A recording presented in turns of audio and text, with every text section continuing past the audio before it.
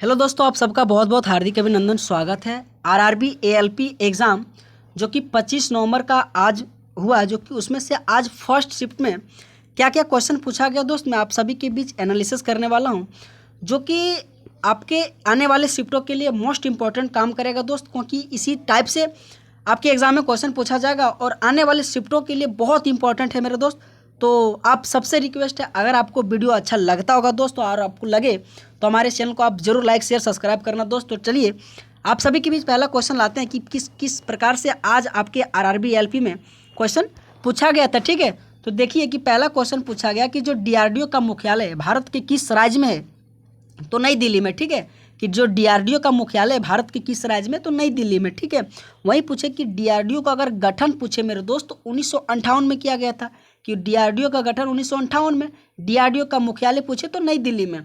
उसी प्रकार से क्वेश्चन इसरो से संबंधित आता है कि भारतीय अंतरिक्ष अनुसंधान संगठन, अगर इनकी स्थापना पूछे तो 1969 में किया गया था। ठीक है, वहीं पूछे कि अगर इसरो की स्थापना 1969 में और डीआरडीओ 1958 में, डीआरडीओ मुख्यालय नई दिल्ली, तो ये आपके लिए इंपॉर्टेंट बनेगा दोस्त। और आने वाले शिफ्टों में जितने भी मुख्यालय से संबंधित क्वेश्चन, आप सबसे रिक्वेस्ट है पढ़ के जाइएगा, आपके एग्जाम के लिए बहुत इंपॉर्टेंट है। भारतीय संविधान आर्टिकल 35 ये किस राज्य से संबंध है। दूसरा क्वेश्चन पूछा गया कि जो भारतीय संविधान आर्टिकल 35 ये सो किस राज्य से संबंधित है, तो जम्मू कश्मीर से। जम्मू कश्मीर से आर्टिकल 35 ये संबंध है। अच्छा, अगर पूछे कि और आर्टिकल, लेकिन आर्टिकल से आपके एग्जाम में करीब 2 से 3 क्वेश्चन पूछा गया है। ठीक है, आर्टिकल से आपके एग्जाम में 2 से 3 क्वेश्चन आरआरबी एएलपी 25 नवंबर के फर्स्ट शिफ्ट में क्वेश्चन पूछा गया। ठीक है, अनुच्छेद अगर 40 पूछे तो ग्राम पंचायत का संगठन।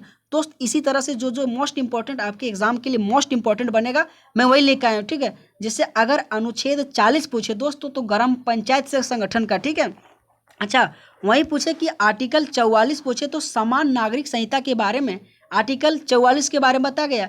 वहीं पूछे अनुच्छेद 45 तो बच्चों के लिए अनिवार्य शिक्षा का प्रावधान भारतीय संविधान के आर्टिकल 45 में कहा गया। वहीं पूछे आर्टिकल 48 ये में तो पर्यावरण का संरक्षण आर्टिकल ये में बताया गया। और अगर पूछे कि अनुच्छेद 51 में तो अंतर्राष्ट्रीय शांति एवं सुरक्षा। आपके लिए जितने भी अनुच्छेद हो दोस्त, मोस्ट इंपॉर्टेंट आपके आरआरबी एएलपी लिख कर बनेगा। तो इसलिए आप सबसे रिक्वेस्ट है, अगर आप एग्जाम देने जाने से पहले जितने भी आर्टिकल से संबंधित क्वेश्चन है दोस्त, आप पढ़ के जाइएगा। आपके एग्जाम में क्वेश्चन पूछा जा रहा है और आज का क्वेश्चन ये पूछा जाने वाला है और पूछ सकता है। ठीक है मेरे दोस्त। अच्छा, अगला क्वेश्चन ये पूछा गया कि भारतीय संविधान के आर्टिकल 356 किससे संबंधित है, तो राष्ट्रपति शासन से। राष्ट्रपति शासन से यानी कि भारतीय संविधान के 356 संबंधित। अच्छा, जितने भी यानी कि आपातकाल से क्वेश्चन आपके एग्जाम में क्वेश्चन पूछ सकता है, मैं सारा का सारा लेकर आया हूँ। ठीक है, जैसे कि अगर पूछे कि 352 में क्या पूछा है, तो राष्ट्रीय आपातकाल पूछ सकता है। ठीक है, कि राष्ट्रीय आपातकाल हमारे जो अनुच्छेद है सो कितने में प्रावधान किया गया है, तो 352 में। वहीं पूछे कि 356 तो राष्ट्रपति शासन से संबंध है। ठीक है, कि जब संवैधानिक तंत्र जब विफल हो जाता है ना, तो राष्ट्रपति शासन लगाया जाता है। और राष्ट्रपति शासन अगर पूछे किस आर्टिकल में और कितने बताया गया, तो 356 में। वहीं पूछे राष्ट्रपति आपातकाल 352 में। हमारे अगर पूछे कि राष्ट्रपति जो आपातकाल है सो कितने बार, तो 3 बार, 1961 में, 1971 में, 1975 में। ठीक है, कि 1961 में, ठीक है, और 1971 में, और वहीं 1975 में 3 बार राष्ट्रपति जो कि राष्ट्रीय आपातकाल लगाया गया। वहीं पूछे अनुच्छेद अगर पूछे 356 तो राष्ट्रपति शासन।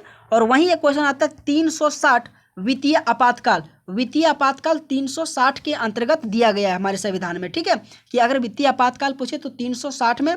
अगर संविधान संशोधन पूछे तो आर्टिकल 368 में। क्वेश्चन आपके एग्जाम में पूछ सकता है दोस्त कि जो भारतीय संविधान संशोधन है सो किस आर्टिकल में प्रावधान है, तो 368 में। अगर पूछे कि जो आपके संविधान संशोधन है सो किस देश से लाया गया, तो दक्षिण अफ्रीका से। ठीक है, साउथ अफ्रीका से लाया गया। ठीक है मेरे दोस्त, कि अगर पूछे कि संविधान संशोधन किस यानी कि देश के संविधान से लाया गया, तो साउथ अफ्रीका से लाया गया। आपके लिए मोस्ट इंपॉर्टेंट करेगा, काम करेगा। तो देखते दोस्त अगला क्वेश्चन आपके एग्जाम में क्या क्या क्वेश्चन पूछा गया था। दोस्त अगला क्वेश्चन पूछा गया कि कृषि एवं पशुपालन भारतीय संविधान के किस आर्टिकल में संबंध है, आर्टिकल 48। दोस्त 3 क्वेश्चन अभी तक आरआरबी एएलपी 25 नवंबर फर्स्ट शिफ्ट में जो क्वेश्चन पूछा गया, उसमें से आज का जो पहला शिफ्ट हुआ था उसमें से 3 क्वेश्चन 3 क्वेश्चन आपके आर्टिकल से क्वेश्चन पूछा गया था। आज का फिर क्वेश्चन पूछ दिया कि आर्टिकल 48 जो कि किससे संबंधित है, तो कृषि एवं पशुपालन से संबंधित है। ठीक है, लेकिन देखते हैं कि और क्या क्या। जैसे कि दोस्त अनुच्छेद 14 पूछे तो कानून के समक्ष समानता, अनुच्छेद अगर 14 पूछे तो कानून के समक्ष समानता। अनुच्छेद अगर 15 पूछे तो धर्म जाति आदि के आधार पर भेदभाव नहीं करना। ठीक है, आर्टिकल अगर 16 पूछे तो नौकरी में अगर समानता, आर्टिकल 16 में बताया गया। अगर पूछे कि आर्टिकल 17 में क्या बताया गया, तो अस्पृश्यता का अंत बताया। आर्टिकल 18 पूछे तो उपाधियों का अंत। ये आपके लिए मोस्ट इंपॉर्टेंट जो कि आर्टिकल बनेगा दोस्त, आपके एएलपी के लिए मोस्ट इंपॉर्टेंट बनेगा। ठीक है, 14, 15, 16, 17, 18। 14 कानून के समक्ष समानता, 15 जाति धर्म आदि के आधार पर भेदभाव नहीं कर सकते हैं, आर्टिकल 15 में प्रावधान है।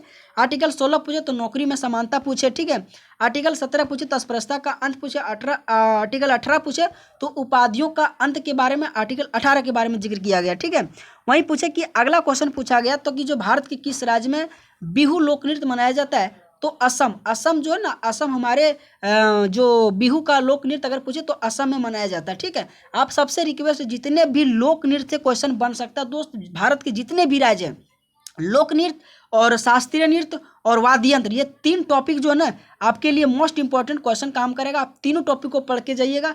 अच्छा, असम से संबंधित और लोक नृत्य क्या क्या पूछ सकता है। ठीक है, जैसे कि बिछुआ, नट पूजा, महारास, खेल गोपाल, बिहू, अंकिया नाट, कली गोपाल, नागा नृत्य, बगरुम्बा, बथुकम्बा, कनोई, झुमुरा। ठीक है, ये मैंने जितना भी सारा लेकर आया असम के लिए मोस्ट इंपॉर्टेंट। इससे बाहर आपका एक भी नृत्य नहीं पूछेगा असम से। ठीक है, लेकिन आप सबसे रिक्वेस्ट है, आने वाले शिफ्टों में जो एग्जाम देने जाने वाला दोस्त, जितने भी लोक नृत्य से क्वेश्चन हमारे क्वेश्चन पूछ सकता है, आप पढ़ के जाइएगा, आपके एग्जाम के लिए मोस्ट इंपॉर्टेंट काम करेगा। ठीक है, अच्छा दोस्त, अगला क्वेश्चन पूछा कि भारत के वर्तमान जो कैबिनेट सचिव कौन है, तो टीवी सोमनाथम। टीवी जो सोमनाथम है ना, भारत के वर्तमान में कैबिनेट सचिव के रूप में बने हुए। करंट अफेयर से भी क्वेश्चन पूछा जा रहा है, तो आप सबसे रिक्वेस्ट है, जितने भी यानी कि पिछले करीब 6-7 महीने का करंट अफेयर आप सबसे रिक्वेस्ट है पढ़ के जाइएगा। ठीक है, अगला क्वेश्चन पूछा गया कि जो पतंजलि का यानी कि संबंध किस दर्शन से है, तो योग दर्शन से। कि पतंजलि का जो संबंध है सो किस दर्शन से, योग दर्शन से। जितने भी दर्शन से हमारे भारत में पूछे तो 6 दर्शन क्वेश्चन हमेशा इससे पूछा जाता है। ठीक है, देखते हैं कि 6 दर्शन से क्या क्या क्वेश्चन आने वाले शिफ्टों में आपका पूछ सकता है।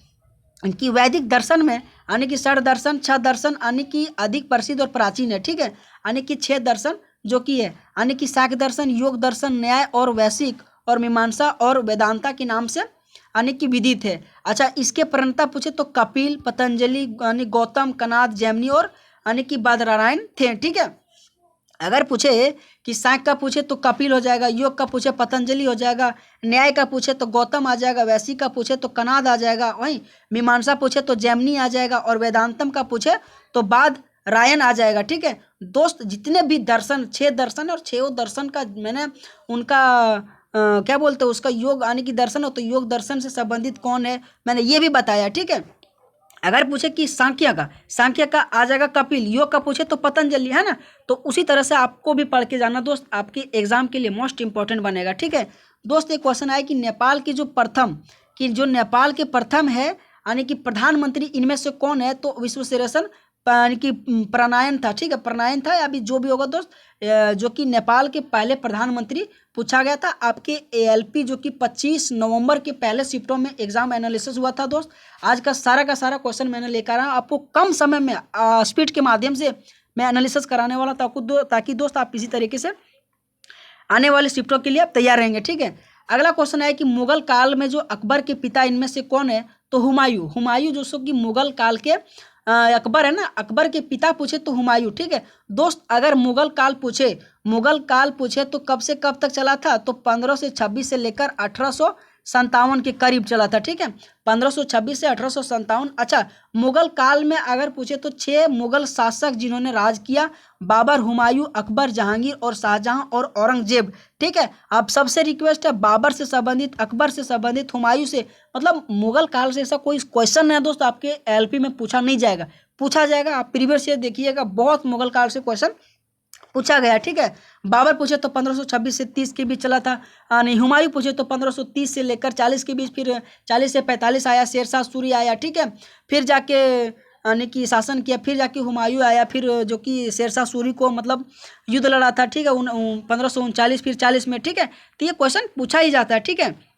अच्छा, हुमायूं से देखते हैं कि हुमायूं एक मुगल शासक था जो कि नसरुद्दीन हुमायूं का जन्म पूछे तो 1508 में हुआ था, और ये पूछे तो 29 दिसंबर 1530 में आगरा में 23 साल की उम्र में सिंहासन पर बैठा, और पहला मुगल सम्राट जो कि बाबर के बेटे नसरुद्दीन हुमायूं का मुगल साम्राज्य का नींव में काफ़ी योगदान रहा। बाबर के 4 बेटे थे जिसमें से हुमायूं सबसे बड़े थे।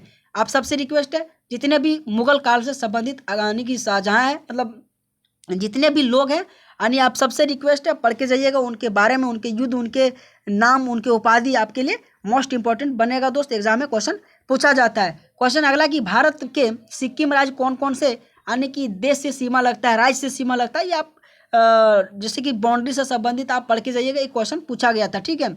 सिक्किम की अगर सीमा पूछे तो उत्तर और उत्तर पूर्व जो कि चीन के तिब्बत के यानी स्वतंत्र क्षेत्र से लगता है। दक्षिण पूर्व में पूछे तो भूटान, और दक्षिण में भारतीय राज्य पश्चिम बंगाल, और पश्चिम बंगाल में नेपाल से भी लगता है, ठीक है दोस्त। सिक्किम की अगर सीमा पूछे तो उत्तर और उत्तर पूर्व में चीन के तिब्बत स्वतंत्र क्षेत्र, और दक्षिण पूर्व में पूछे तो भूटान, ठीक है, दक्षिण पूर्व में पूछे भूटान, और दक्षिण में भारत राज्य पूछे तो पश्चिम बंगाल। ये आपके सिक्किम से क्वेश्चन पूछा गया था।